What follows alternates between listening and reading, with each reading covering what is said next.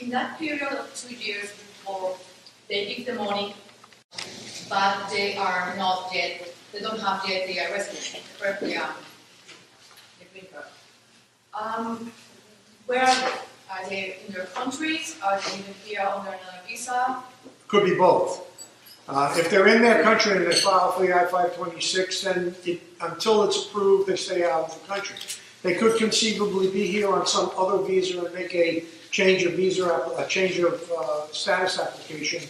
For instance, a student here at Lynn could invest $500,000 in the EB-5 program and make that change of status application. And there are ways to make sure that that person never goes out of status, which is a real critical issue. And what about if they come the last 6 months before those 2 years, like a tourist visa? And they do that change or not with tourists?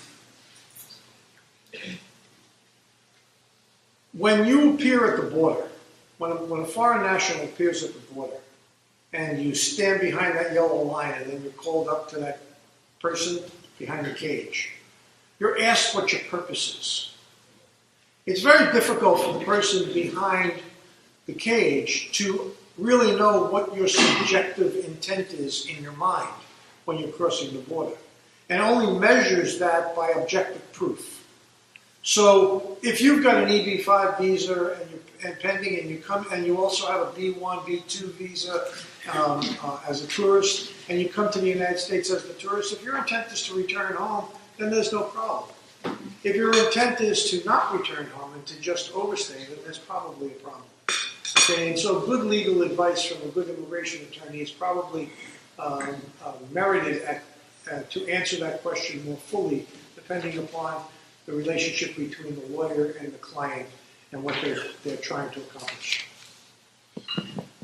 That's an easy way of saying it. Isn't this process flagged on the computer of the immigration officer, the terminal that he looks at your name? Wouldn't it say that you are in this process? Yes, but that doesn't prevent you from coming in as a tourist if you've got a legitimate tourist visa. Yeah, but doesn't the immigration officer have absolute authority at the moment to say you cannot come in? Absolutely. But they do it when you have a green card. They still have that.